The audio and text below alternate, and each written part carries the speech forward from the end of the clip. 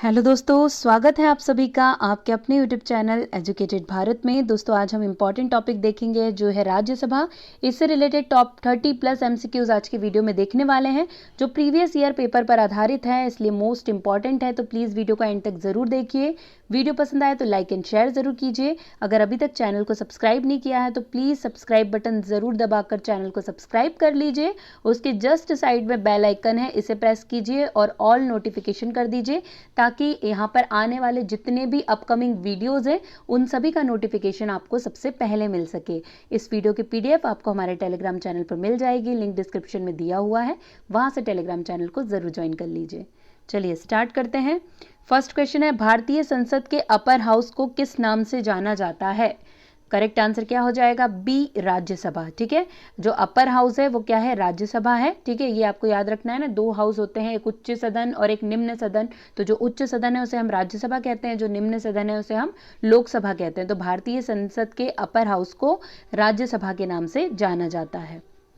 राज्यसभा की कुल संख्या कितनी है? राज्यसभा के सदस्यों की कुल संख्या कितनी है? तो करेक्ट आंसर यहाँ पर क्या हो जाएगा? ए 250। ठीक है, 250। आपको कुल संख्या याद रखनी है, कितनी है? 250 कुल संख्या है।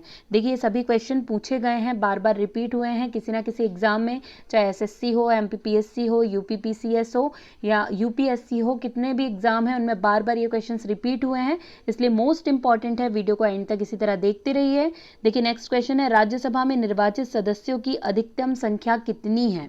तो यहाँ पर करेक्ट आंसर हो जाएगा बी 238। ठीक है, कितनी है निर्वाचित सदस्यों की संख्या? तो निर्वाचित सदस्य होते हैं 238 और 12 सदस्य कैसे होते हैं? मनोनीत होते हैं।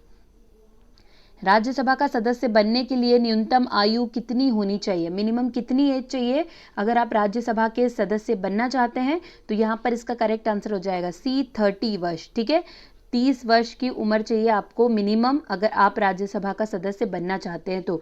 और लोकसभा का बनने के लिए कितनी थी? तो 25 ईयर। लोकसभा का वीडियो कल डाला गया है, अगर आपने अभी तक नहीं देखा है तो ज़रूर देख लीजिए, वो भी मोस्ट इंपॉर्टेंट है, प्रीवियस ईयर पर आधारित ही क्वेश्चन हैं, इसलिए बहुत ज़्यादा इंपॉर्टेंट है।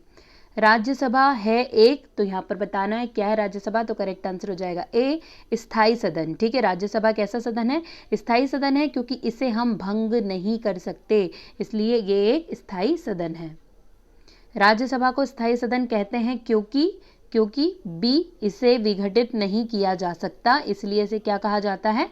स्थायी सदन कहा जाता है। राज्यसभा एक स्थायी सदन होने के कारण एक तिहाई सदस्य प्रति 2 वर्ष में सेवानिवृत्त होते हैं। ठीक है, ये पूरी तरीके से तो भंग नहीं होता है, लेकिन क्या होता है कि प्रत्येक वर्ष इसके 1 तिहाई सदस्य को 2 वर्ष पर सेवानिवृत्त होते हैं, प्रति 2 वर्ष में सेवानिवृत्त होते हैं। तो ये आपको याद रखना है, कितने सदस्य? 1 तिहाई, इसलिए राज्यसभा क्या है? स्थायी सदन है। आपको ये चीज़ बहुत अच्छे से याद रखनी है क्योंकि बहुत बार पूछा गया है। राज्यसभा के सदस्यों का चुनाव किसके द्वारा किया जाता है? तो यहाँ पर करेक्ट आंसर इसका हो जाएगा ए, विधानसभा के चुने हुए सदस्यों के द्वारा राज्यसभा के सदस्यों का चुनाव किया जाता है। राज्यसभा का कार्यकाल जो मूल संविधान के अंतर्गत 5 वर्ष था, 42वें संशोधन द्वारा बढ़ाकर कितना कर दिया गया? तो करेक्ट आंसर यहाँ पर इसका हो जाएगा सी, 6 वर्ष का कर दिया गया। ठीक है, पहले जो 5 वर्ष था अब उसे कितने वर्ष कर दिया गया है? 6 वर्ष कर दिया गया है। राज्यसभा में राज्यों का प्रतिनिधित्व किस बात पर निर्भर करता है?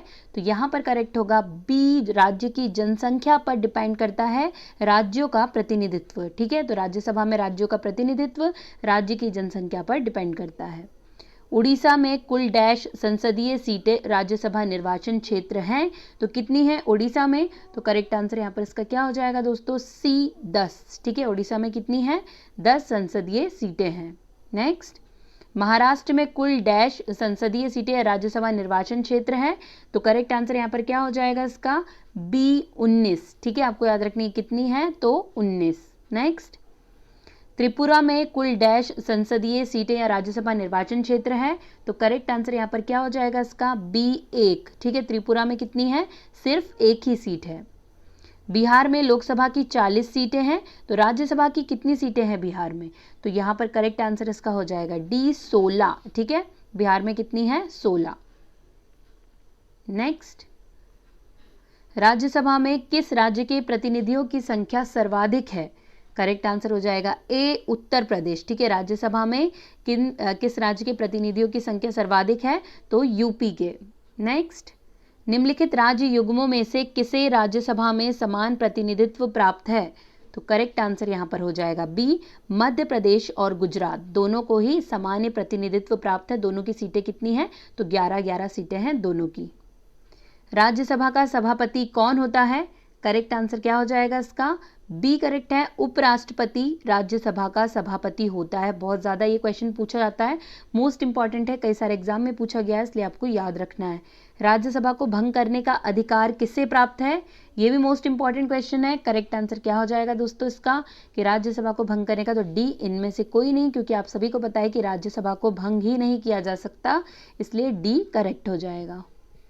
निम्नांकित में कौन राज्यसभा की एकांतिक शक्ति के अंतर्गत आता है?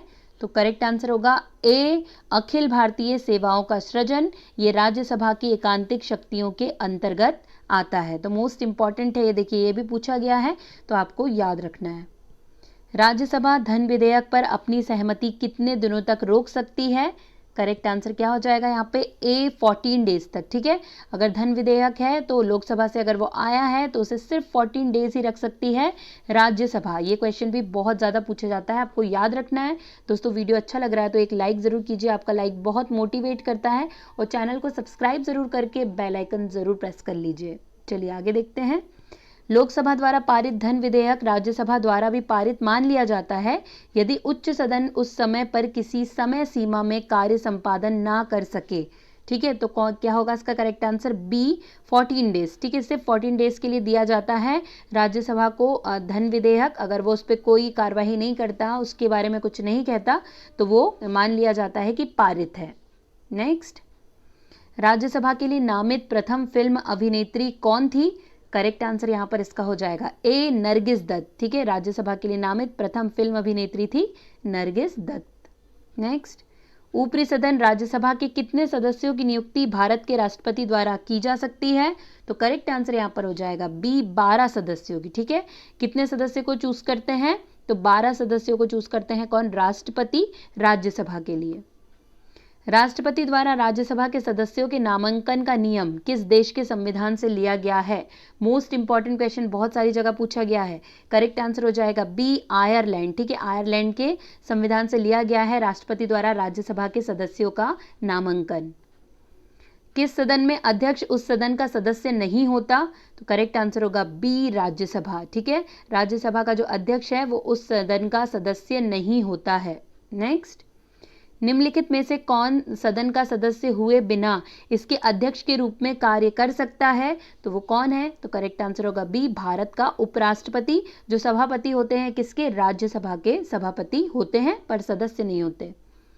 यदि केंद्रीय संसद को राज्य सूची में शामिल विधायी शक्तियों और विषयों का ग्रहण करना हो तो इस आशय का प्रस्ताव किसके द्वारा पारित किया जाएगा? तो करेक्ट आंसर यहाँ पर होगा सी राज्यसभा के द्वारा ये प्रस्ताव पारित किया जाएगा।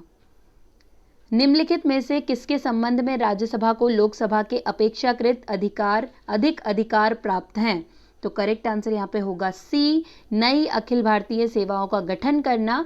ये जो है ये किसके हाथ में है? राज्यसभा के हाथ में है। निम्नलिखित में से संसद की वह स्थायी समिति कौन सी है जिसमें राज्यसभा के सदस्य शामिल नहीं होते? मोस्ट इंपॉर्टेंट क्वेश्चन है, ये भी कई सारी जगह पूछा गया है। करेक्ट आंसर हो जाएगा बी प्राक्कलन समिति। अब आप मुझे फटाफट कमेंट करके बताइए कि प्राक्कलन समिति में लोकसभा के कितने सदस्य होते हैं।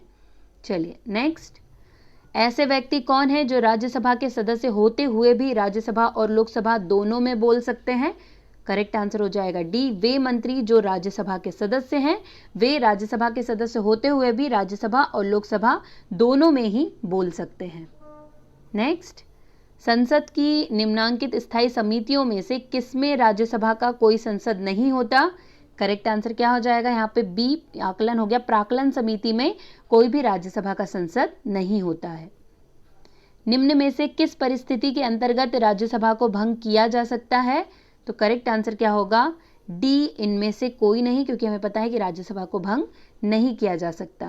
नेक्स्ट, ये लास्ट क्वेश्चन है, भारत के संविधान की कौन सी अनुसूची राज्यसभा में सीटों के बंटवारे का निर्धारण करती है? बहुत सारी जगह पूछा गया क्वेश्चन है, मोस्ट इंपॉर्टेंट है। सही आंसर हो जाएगा बी, चौथी अनुसूची है जो भारत के संविधान की चौथी अनुसूची जो राज्यसभा में सीटों के बंटवारे का निर्धारण करती है। यहीं पर दोस्तों राज्यसभा से संबंधित सभी इंपॉर्टेंट क्वेश्चन हमने देख लिए हैं। वीडियो पसंद आया होगा तो लाइक एंड शेयर जरूर कीजिएगा। आज के लिए बस इतना ही, अब आपसे मुलाकात होगी एक नए वीडियो के साथ। तब तक के लिए पढ़ते रहिए, आगे बढ़ते रहिए। जय हिंद, जय भारत।